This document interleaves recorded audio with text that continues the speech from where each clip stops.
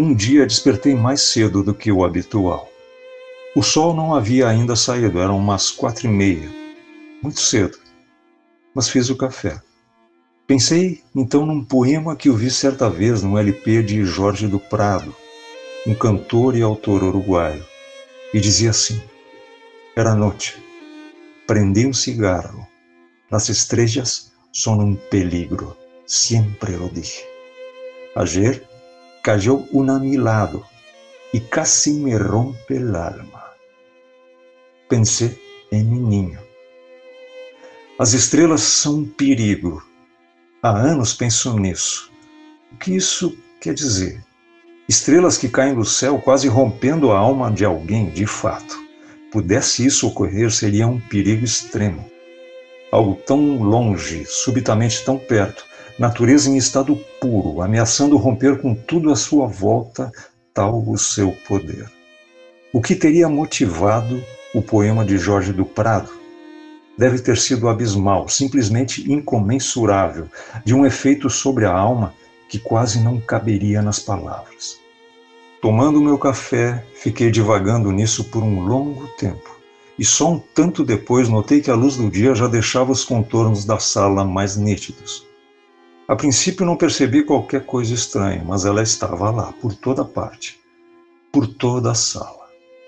Uma estrela, simbolicamente, já havia rompido o vínculo com a realidade reconhecível, e num misto de curiosidade e espanto percebi que em todos os objetos havia uma superfície refletida. De certa forma, daria para definir aquilo como se tudo refletisse tudo, mais ou menos assim. A luz entrou mais na sala e foi então que eu entendi o significado daquilo. Porque basicamente em tudo, em qualquer objeto do qual eu me aproximava, havia uma imagem que se sobressaía. Olhasse para o objeto que fosse, lá estava eu, refletido. Não sei dizer se isso acontecia em mais de um objeto ao mesmo tempo, mas a impressão é que não. Apenas os objetos aos quais eu olhava, dirigia meu foco, pareciam conter a minha imagem. Era uma experiência fascinante, mas logo se transformou em algo difícil de suportar. Então me belisquei, torcendo para que fosse um sonho. Não adiantou. Fechei os olhos por um tempo. Abri. Não adiantou. A coisa chegou a um limite quando, num retrato de família, lá estava apenas eu. Felizmente, passados uns 10 minutos, à medida em que o sol inundava a sala, aquilo foi se dissipando. Exausto, adormeci ali mesmo na poltrona. Acordei com uma ambulância que passava, estridente, e caí de cara na realidade barulhenta do dia. Só mais tarde, ao cair da noitinha, esse sonho vivido tão intensamente voltou à tona e mergulhei no seu simbolismo, no recado quase telegrafado que ele emanava. Primeiro, me perguntando se aquilo havia sido, afinal, um sonho. Aí entendi que não importava, porque não havia como saber. Era inegável que aquilo, de alguma forma, havia acontecido. Se era um sonho ou uma transição do sonho para a vigília, não importa, porque o recado que estava ali era potente demais para ser desprezado. Minha imagem havia se sobreposto a tudo, essa era a questão.